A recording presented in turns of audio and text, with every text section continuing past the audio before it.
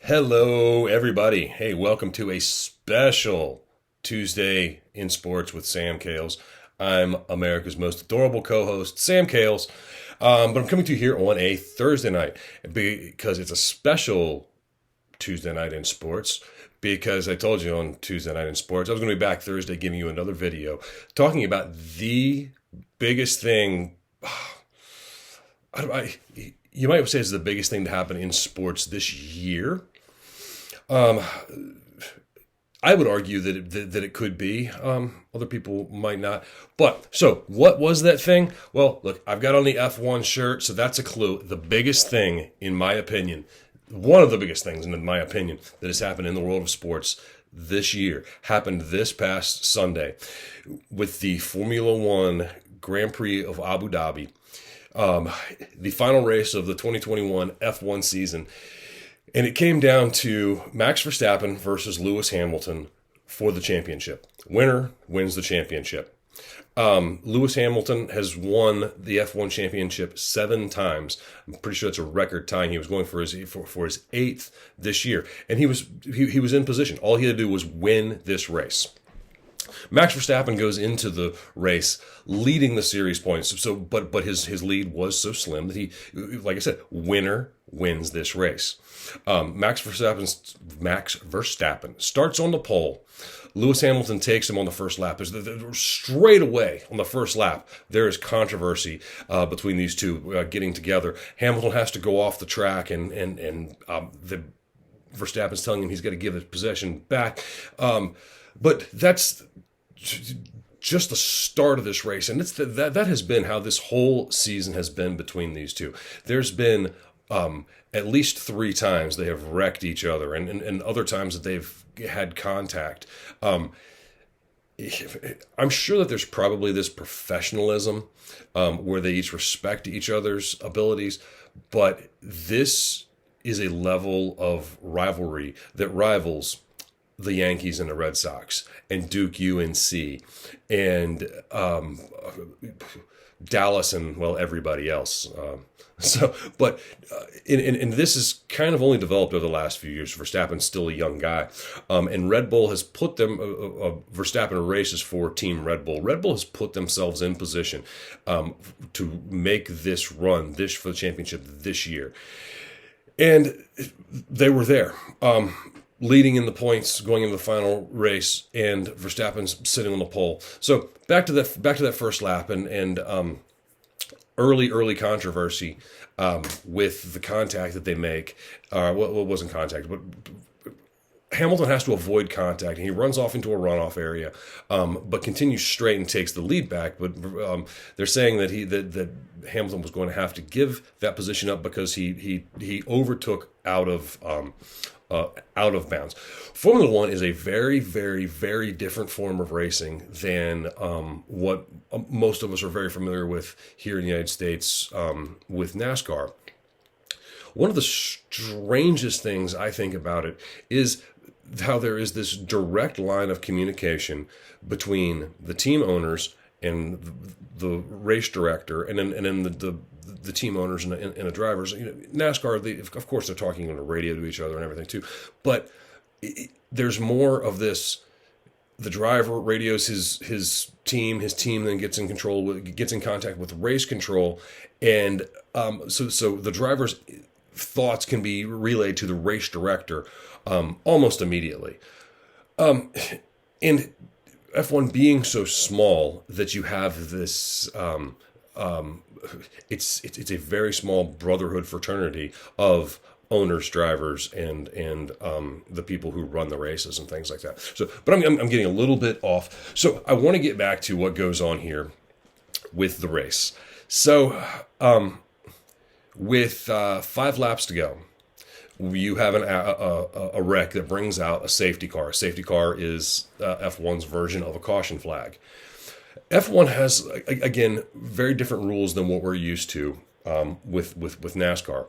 They have a rule where lapped cars should overtake the safety car to bring themselves back, onto a current lap, and it also gets them out of the way of the people racing for position. So, safety car comes out. out. Max Verstappen makes a pit stop, switches to new soft tires. Hamilton is leading the race at this point, and he can't make the decision to pit as well. If he pits, he's probably not coming back out in first place. If this race ends with the safety car, Verstappen will be ahead of him, and he's going to lose the title. So he's sitting in a damned if you do, damned if you don't position. So the race director makes the call. Here we're talking about 5 laps left. He makes the call. Lapped cars will not be allowed to overtake the safety car. The race director has these powers to control what is going on with the race. So he makes this call, and Red Bull and Verstappen are very, very upset about this, and they think there's a lot of Mercedes and Lewis Hamilton favoritism going on, and so there's been some very controversial calls that most of them have gone Mercedes and Lewis Hamilton's way this year, and so it's like Red Bull has kind of felt they've been behind the 8 ball a lot of times. So it's setting this up, and again, they still haven't made a call as to whether the race will finish behind the safety car or if they're going to get back to racing. So with just about a lap and a half left, the race director makes a call and says lapped cars will overtake the safety car. Hamilton and Mercedes are extremely confused about this because they thought a decision had already been made. In my opinion here, if Mercedes and Hamilton knew that they were going to let the lapped cars get around, that they may have and could have pitted to take tires. Because with the lapped cars overtaking the safety car, they're assuming that the race is going to restart. So another thing with that, in the rules, the safety car is supposed to finish 1 lap after lapped cars have passed, still out on the track. But the race director basically says lapped cars will overtake the safety car, and the safety car is coming off this lap. And so Hamilton and Mercedes are sitting here.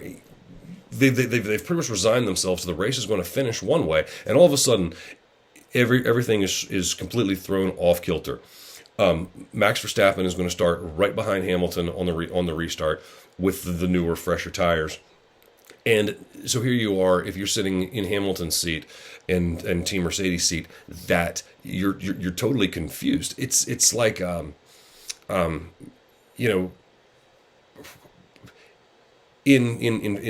a momentum switch. Let's call it that, because the guy leading the race, he's totally off his game right now. He's got other things to think about and other things to worry about, instead of just the race. So we're restarting. We've got 1 lap left, and Verstappen has the new soft tires that are going to give him the best grip. Hamilton is out on hard tires that he's been racing on for, I think it was about 40 laps or so. It's all setting up that Verstappen can take this. And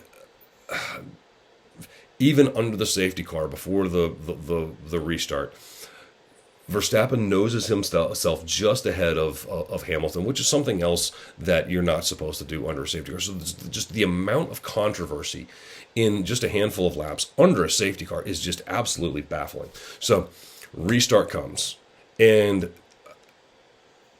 I think it took Hamilton or Verstappen about I think he passed Hamilton on about the 5th corner, and it was the tires. He just had better tires. There was no way that Hamilton was going to hold him off. So as they get into, he's got another spot where Hamilton can try and overtake Hamilton, take the lead back, take the championship back, and so he makes a move. And man, if it wasn't close, he almost had it. But these guys racing these multi-million-dollar machines at over 200 miles an hour into some crazy sharp hairpin turns where you're talking in a quarter of a mile, you're going to drop from 200 miles an hour down to about 60 miles an hour, making these turns.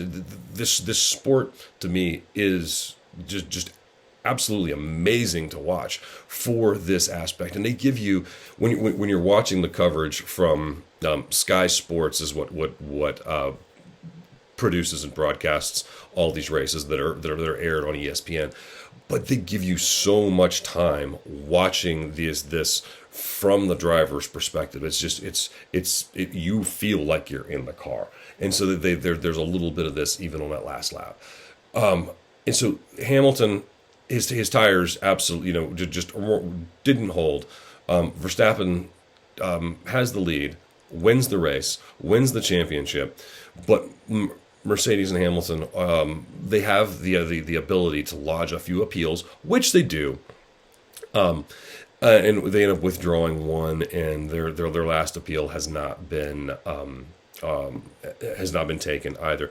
So it's a very strange process that Verstappen is celebrating winning, but he knows that there's going to be challenges to what goes on. The race director interjected himself in this race in a way that he shouldn't. The race director's job is to handle the safety of the racing. In this instance, the race director provided fans with a heck of an entertaining product, but it pretty much, with his call to let the lapped cars overtake the safety car and the safety car to come off at the same time, he basically decided they were giving the race and the championship to Max Verstappen. But on the other hand, if they had left it as it was, if it had finished under a safety car, if Verstappen would have had to get past 5 cars to be able to get on Lewis's tail to try and run him down on this last lap, then the race director is showing some sort of lean favoritism toward Hamilton. Very, very difficult position to be in. For Lewis Hamilton, a real bummer to not be able to get his 8th championship in a season he worked really, really hard. Verstappen had a heck of a lead here about 6-7 weeks ago, and Hamilton has chipped away at it to put himself in this position to win it, the final race of the season. So, man, if NASCAR ended, what was it? Late part of October or so, and they're not going to kick off again until we get to the Daytona 500 in February. Watching the race there Sunday, they say 98 days from the day that race ends till the next race begins, and in the off season, and there are all kinds of changes, competitive changes, to make Formula One a more competitive bit of racing. It's not just where you buy a car. I mean, like I said, these are multi-million-dollar cars and multi-million, not billion-dollar operations that are all put into place. It's truly an amazing sport to watch, and this short off season and very long season that they run time-wise. Most F1 races we're going to see in an early Sunday morning. So I encourage you, as we get into next season, you see an F1 race on. It'll be on ESPN, ESPN2. Early part of a Sunday morning, really before you get yourself going, get anything else going on. Tune into this. You're gonna see some fantastic driving. You're gonna see some incredible athletes doing some incredible things with some just absolutely amazing machines, and in some of the most beautiful scenery in the world. Where some of these racetracks. If you have never seen the F1 race in Monaco. There's nothing more beautiful than the back part of that track as they come around around a port there with multi-million-dollar yachts anchored. You can sit and watch this thing on the back of a yacht. So if anybody wants to give me, let's see, I think we should put the price tag at about $300,000. If anyone wants to donate the $300,000, they could put me on the back of one of those yachts watching the Monaco Grand Prix. I will gladly take that and give you a full detailed report of my race and the experience. But not just kidding. That's absolutely, it's so amazing and beautiful. to see these tracks. We're going to get. It looks like there's going to be 2 F1 races in the United States next year, in Austin and in Miami, is what they're shooting for, getting both of those on the schedule. So America is getting itself a more of a taste of Formula One racing, and in this next 90 some odd days before the next season starts, there's a really, really great show on Netflix called F1 Drive to Survive. And Formula One is crediting this show as what has brought so many more American eyes to their sport. And I don't blame you. It's an incredible documentary to check out. 2 seasons, 10-ish episodes a season. So it's just something that'll tide you over here in between some football. But I will definitely be watching even more F1 last year than I did this year. I can't wait to see what some of these changes are going to be, how they're going to make this stuff even more competitive, to where it's not just 1 or 2 drivers running away with it. I think next year's championship, you could see 3 or 4 teams vying for the championship and the team title, the constructors title there as well. So you've got some time to get yourself immersed in it, and I really couldn't recommend it any more highly to give this a shot. You'll have a good time. If nothing more, you get to hear the commentators talking in really, really funny accents. No, just kidding. Check out some F1. So everybody, thanks for giving me a little bit of your time here today. I really, really shaved this down from Tuesdays, my Tuesday regular viewing. So I'm gonna drop it. I'm gonna cut it off here now before I get a whole lot longer. So again, everyone, click like, subscribe to our channel. The content, we are seriously going to be blowing it up with content. And I'm happy to be one of those people that you come to see. So for everybody here at Motion Sports Network, I'm Sam Kales. I'll catch you all again next week. Bye-bye.